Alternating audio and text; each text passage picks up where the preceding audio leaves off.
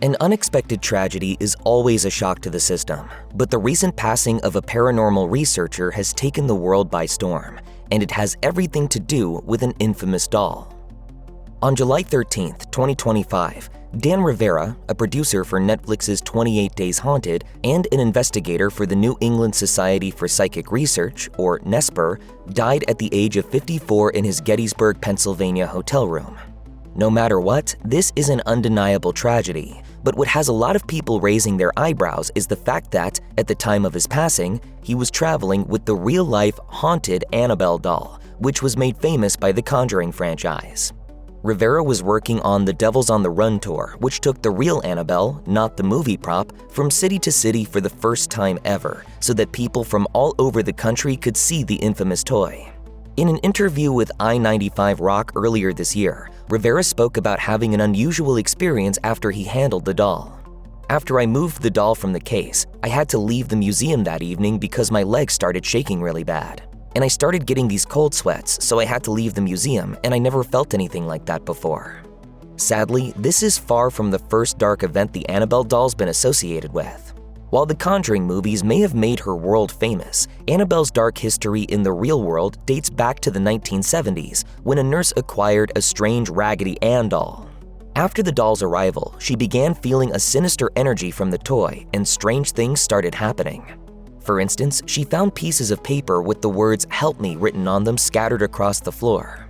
The case attracted the attention of paranormal investigators Ed and Lorraine Warren, who determined that the doll contained an entity that wished to acquire a human host. The Warrens took the doll from the nurse and added it to their collection of haunted artifacts. Annabelle became a fixture of the Warrens' Occult Museum in Monroe, Connecticut, and while the couple's work has largely been called into question over the years, both them and the Annabelle doll have an enduring legacy for those who study the paranormal. That has done bad harm on a lot of people. Sadly, Lorraine died in 2019, but not before warning people to never move Annabelle from the museum. The museum ultimately closed to the public shortly after, but even Lorraine's warnings didn't stop the tour from commencing. Given these warnings and the sudden nature of Rivera's death, a lot of people are wondering if this tragedy is the result of some kind of curse on the Devils on the Run tour.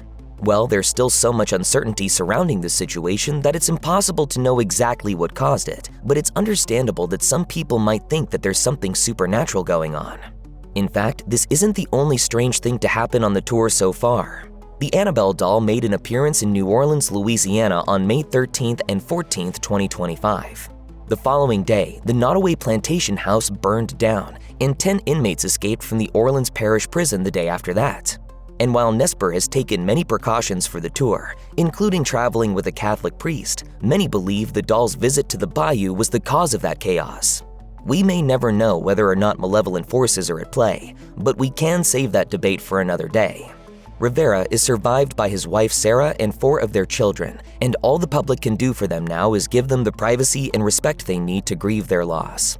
Many of Dan's friends and loved ones have paid tribute to him online, including fellow NESPR member Ryan Buell.